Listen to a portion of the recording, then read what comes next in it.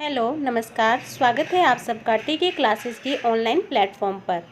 तो आज हम करने वाले हैं सीईटी हरियाणा का जो 5 नवंबर 2022 को सेकंड शिफ्ट का जो क्वेश्चन पेपर था, उसमें जो इंग्लिश के क्वेश्चंस आए थे, आज हम उनको सॉल्व करने वाले हैं। आप जानते हैं कि सीईटी मेंस का एग्ज़ाम आने वाला है और उसके बाद ग्रुप डी का एग्ज़ाम भी आने वाला है और इसके साथ साथ और भी बहुत से एचएसएससी एग्ज़ाम करवाने वाली है। और जो प्रीवियस क्वेश्चंस होते हैं उनसे हमें आइडिया लग जाता है कि एचएसएससी के एग्ज़ाम में किस टाइप के क्वेश्चंस पूछे जा सकते हैं। तो चलिए शुरू करते हैं। तो इसमें पहला क्वेश्चन है, rearrange the following parts of a sentence labelled as PQRS to make a meaningful sentence. तो हमें क्या करना है, जो PQRS 4 ऑप्शंस दिए गए हैं, इनको सही से अरेंज करके आपको एक मीनिंगफुल सेंटेंस बनाना है। तो इस टाइप के क्वेश्चंस एग्जाम में पूछे जा रहे हैं। तो आपको करना क्या है, इसका सही आंसर क्या होगा कि आपको सबसे पहले इसमें ये देखना है कि सबसे इम्पॉर्टेंट पार्ट कौन सा है, सब्जेक्ट से जो सेंटेंस से शुरू होता है। तो इसका जो सही आंसर है वो है हमारा RPSQ, the only victories which leave no regret are those which are gain over ignorance. तो ऑप्शन नंबर 4 क्या है, इसका सही आंसर है। तो ऐसे सेंटेंसेस को सही से अरेंज करने के लिए सबसे पहले आपको इसका सब्जेक्ट ढूंढना होता है, उसके बाद आप ऑप्शन से उन क्वेश्चंस को सही छांट सकते हैं। तो चलिए आगे बढ़ते हैं। नेक्स्ट क्वेश्चन है हमारा, choose the alternative which best express the given sentence in active voice. कि आपको ये बताना है कि वो सेंटेंस ढूंढना है कि जो इसमें जो बेस्ट एक्टिव वॉइस है। तो इसका मतलब जो क्वेश्चन है वो हमारा जो सेंटेंस गिवन है वो किस में है, पैसिव में है। और जब पैसिव सेंटेंस में बीइंग आ जाता है, बीइंग देखते ही हमें पता चलता है कि सेंटेंस पैसिव में है। और बीइंग कब आता है, जब एक्टिव वॉइस के सेंटेंस में हम आईएनजी फॉर्म का यूज़ करते हैं, वर्ब की फर्स्ट फॉर्म के साथ आईएनजी का यूज़ होता है, तो वो सेंटेंस हमारा जब हम पैसिव में चेंज करते हैं तो उसमें बीइंग का यूज़ किया जाता है। तो इसमें हमारे पास सिर्फ एक ही ऑप्शन है, ऑप्शन नंबर 3, और वही क्या है, इसका आंसर है। क्योंकि बाकी सभी ऑप्शंस में क्या आईएनजी की फॉर्म ही नहीं है। तो इसका जो राइट आंसर क्या है, option number 3, we are reading it. तो चलिए बढ़ते हैं नेक्स्ट क्वेश्चन की तरफ। नेक्स्ट क्वेश्चन है हमारा, read the sentence to find out whether there is any grammatically mistake in it. तो हमें बताना है कि ये जो सेंटेंस गिवन है इसमें कहीं ना कहीं कोई ग्रामेटिकली मिस्टेक है, और अगर नहीं है तब आपका ऑप्शन होगा ऑप्शन नंबर 4, नो एरर। तो अभी हम पहले सेंटेंस को पढ़ते हैं, पता लगाते हैं कि क्या इसमें कोई मिस्टेक है।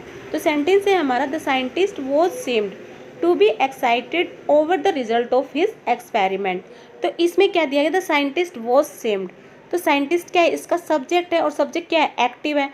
तो ये जो सेंटेंस है हमारा एक्टिव वॉइस में होना चाहिए। और जब एक्टिव वॉइस में सेंटेंस होगा तो वर्ब की थर्ड फॉर्म का यूज़ हम नहीं करते हैं। तो हम ये वाज के बाद वर्ब की थर्ड फॉर्म का यूज़ नहीं करेंगे। तो इसमें आपका क्या ऑप्शन होगा, ऑप्शन नंबर 2 इसका सही होगा। पार्ट ए में हमारे पास क्या है, एरर है। जो सही सेंटेंस होगा उसमें वॉज नहीं होगा। तो इसका सही आंसर होगा, the scientist seemed to be excited over the result of his experiment. क्योंकि साइंटिस्ट खुद ही डूअर है, तो इसमें पैसिव का फॉर्म नहीं होगा। पैसिव तब होता है जब जो सब्जेक्ट है उस काम को रिसीव करता है। तो आई होप कि ये जो डिफरेंस आपको समझ आया होगा। तो चलिए आगे बढ़ते हैं। नेक्स्ट क्वेश्चन है हमारा, नेक्स्ट में आपको एक पैराग्राफ गिवन है और क्वेश्चन नंबर 49, 50 और 51 ये जो क्वेश्चन है इस पैराग्राफ पे बेस्ड है।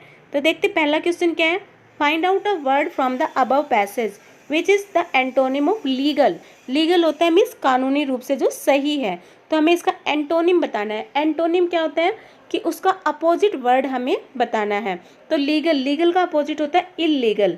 कि कानूनी, कानूनी का अपोजिट होता है गैर कानूनी। चलिए आगे बढ़ते हैं। नेक्स्ट क्वेश्चन है हमारा, the skin and bones of tiger are also use. कि जो पैराग्राफ में दिया गया है कि जो टाइगर की स्किन और बोन्स है उनको डैश के लिए भी यूज़ किया जाता है। तो हम पैराग्राफ पढ़ के अच्छे से समझ चुके हैं कि जो इसका आंसर क्या होगा, इन ट्रेडिशनल मेडिसिन्स। नंबर 4 जो ऑप्शन है वो आपका सही है। पैराग्राफ के क्वेश्चंस बहुत ही आसान आ रहे हैं एचएसएससी में, तो इसके लिए आपको क्या है कि टाइम देने की ज़रूरत है। तो आप बाकी क्वेश्चंस के बजाय सबसे पहले पैराग्राफ को पढ़ें, ताकि वो क्वेश्चंस तो आपके ओपन बुक टेस्ट के टाइप के होते हैं और आप उन क्वेश्चंस को गलत नहीं करेंगे। चलिए आगे बढ़ते हैं। नेक्स्ट क्वेश्चन है, the major threat to tiger population is dash. कि जो टाइगर की पॉपुलेशन है उसके लिए सबसे बड़ा खतरा क्या है, तो वो है पोचिंग फॉर ट्रेड। कि व्यापार के लिए जो उनका शिकार किया जाता है वो क्या उसके लिए सबसे बड़ा खतरा है। तो चलिए आगे बढ़ते हैं। आगे नेक्स्ट क्वेश्चन है हमारा, which of the phrases given below should replace the phrase underline in the following sentence. तो हमें बताना है कि इस जो गिवन क्वेश्चन में जो हमारा सेंटेंस है, जो अंडरलाइन जो पार्ट है, ये जो 4 ऑप्शन दिए गए उनमें से कौन सा सबसे बेस्ट ऑप्शन है जो इसका आंसर हो सकता है। तो इसमें क्या दिया गया, she showed courage in advocating policies, कि उसने साहस दिखाया उन पॉलिसीज को एडवोकेट करने का। Which were not dash, which were not, अब विच क्या है, एक नाउन को क्वालिफाई करना है हमें, और नाउन को क्वालिफाई करने के लिए अब हमें यहाँ किसका यूज़ करना पड़ेगा, सबसे पहले हमें एडवोकेट जो हमारी वर्ब है उसको क्वालिफाई करना है। तो उसके लिए हमें एक वर्ब को क्वालिफाई करने के लिए एडवर्ब की ज़रूरत है, तो हम यूज़ करेंगे कॉमनली। कॉमन जो वर्ब है इसका क्या होगा, कॉमनली। और उसके बाद नाउन को क्वालिफाई करने के लिए हमें एक एडजेक्टिव की ज़रूरत है कि पॉलिसी, पॉलिसी क्या है, एक नाउन है, तो उसके लिए हम यूज़ करेंगे एक्सेप्टेबल देन। तो सही आंसर होगा ऑप्शन नंबर 2। चलिए आगे बढ़ते हैं। नेक्स्ट क्वेश्चन है हमारा, choose the most appropriate preposition to fill in the blank. तो आपको जो सबसे अप्रोप्रिएट ऑप्शन है, प्रीपोजिशन है, वो फाइंड आउट करनी है। तो क्वेश्चन क्या है हमारा, visitors in the garden are prohibited, कि जो विजिटर्स है गार्डन प्रोहिबिटेड, प्रोहिबिट मीन्स मना किया, किस चीज़ से मना किया गया है, dash walking on the grass. तो प्रोहिबिटेड, प्रोहिबिटेड मीन्स किसी काम से मनाही, तो इसका सही आंसर होगा फ्रॉम। ऑप्शन नंबर 3 आपका सही आंसर है।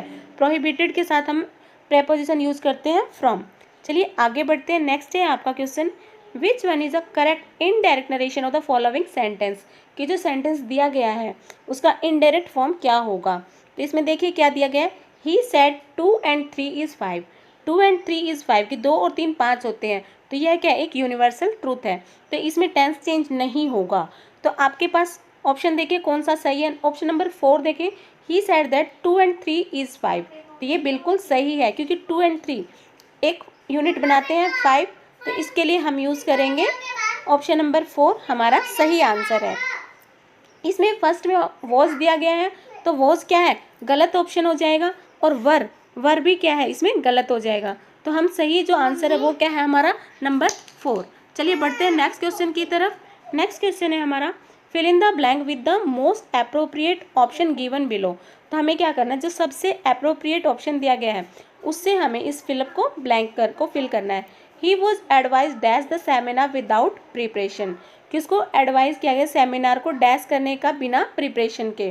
तो उसको क्या कहा गया, ही वॉज एडवाइज, कि उसको एडवाइस दिया गया किस चीज़ के लिए, नॉट टू अटेंड, क्या होगा, नॉट टू अटेंड, कि सेमिनार को बिना प्रिपरेशन के अटेंड मत करना। टू के बाद हमेशा वर्ब की फर्स्ट फॉर्म आती है, तो हम क्या यूज़ करेंगे, not to attend. Option number 3 इसका सही आंसर है। चलिए आगे बढ़ते हैं। नेक्स्ट क्वेश्चन है हमारा, choose the alternative which best expresses the meaning of underline idiom, कि इसमें जो अंडरलाइन ईडियम दिया गया है हमें उसका जो बेस्ट मीनिंग है वो हमें फाइंड आउट करना है। तो सेंटेंस है हमारे पास, he had a hair breadth escape from the accident, कि वो एक्सीडेंट से, हेयर ब्रेथ मीन्स बाल बाल बचना, तो बाल बाल बचना मीन्स क्या होता है कि बहुत ही बारीकी से, बहुत ही नज़दीक जाकर बचना। तो इसके लिए हम यूज़ करेंगे नैरो, बाल बाल बचना, नैरो मीन्स बहुत ही नज़दीक, मीन्स एक्सीडेंट के बहुत नज़दीक पहुंचकर वो बच गया है। तो चलिए आगे बढ़ते हैं। नेक्स्ट क्वेश्चन है हमारा, life history of a man written by himself is called dash, कि जो लाइफ हिस्ट्री ऑफ मैन, किसी मैन की जो लाइफ हिस्ट्री है रिटन बाय हिमसेल्फ, जो उसने खुद लिखी है, उसको हम क्या कहते हैं। तो इसका सही आंसर होगा ऑटोबायोग्राफी। जो कोई पर्सन खुद अपनी लाइफ हिस्ट्री के बारे में लिखते हैं तो उसको कहते हैं ऑटोबायोग्राफी। और अगर कोई पर्सन अपनी लाइफ हिस्ट्री के बारे में किसी और से लिखवाता है, या कोई और पर्सन किसी और के बारे में लिखता है, तो उसको हम कहते हैं बायोग्राफी। और कैलीग्राफी तो क्या होती है, हैंड राइटिंग के लिए हम यूज़ करते हैं कैलीग्राफी। तो चलिए आगे बढ़ते हैं। नेक्स्ट क्वेश्चन है हमारा, select the word that is most similar in meaning to the given word. तो हमें एक ऐसा वर्ड फाइंड आउट करना है जो गिवन वर्ड है उसके बिल्कुल ही क्या है, सिमिलर है। तो वर्ड है हमारा प्रोसैइक। प्रोसैइक क्या होता है कि नीरस। तो इसका जो सही आंसर है वो क्या, ऑप्शन नंबर 3 अनइंस्पायरिंग। चलिए आगे बढ़ते हैं। नेक्स्ट क्वेश्चन है हमारा स्पेलिंग से रिलेटेड, और जो स्पेलिंग के जो क्वेश्चंस है उनके ऊपर आपको ध्यान रखना चाहिए। इसके लिए आपको डेली प्रैक्टिस करनी चाहिए, कुछ वर्ड्स को पढ़ना चाहिए, पढ़कर लिख कर ज़रूर देखना चाहिए ताकि आपकी स्पेलिंग स्ट्रॉन्ग हो जाए। तो इसका जो सही आंसर है वो क्या है? थिसॉरस। थिसॉरस क्या होता है कि जो क्या होता है, कोश, जो डिक्शनरी टाइप होता है। तो चलिए आगे बढ़ते हैं। नेक्स्ट क्वेश्चन भी हमारा स्पेलिंग से ही रिलेटेड है कि हमें करेक्टली स्पेल्ड वर्ड को फाइंड आउट करना है। कई बार हमारे पास क्वेश्चन आता है कि हम करेक्टली स्पेल्ड वर्ड को फाइंड आउट करना होता है, और कभी ऐसा भी क्वेश्चन आता है कि हमें 4 ऑप्शन दिए गए उसमें से कोई एक इनकरेक्ट होता है, तो हमें इस टाइप के क्वेश्चंस भी प्रिपेयर करने होते हैं। तो क्वेश्चन नंबर 60 में जो आपका सही आंसर है वो क्या है? प्रीटेंटियसनेस। तो ये क्या, नंबर 4 जो आपका है वो सही आंसर है, और इसका मीनिंग होता है अविश्वसनीय। तो आज की वीडियो में इतना ही, मिलते हैं नेक्स्ट वीडियो में कुछ नए क्वेश्चंस के साथ। तो आई होप कि आपको ये वीडियो ज़रूर पसंद आई होगी। अगली वीडियो में हम आएंगे कुछ और नए क्वेश्चंस के साथ। So stay tune, stay happy.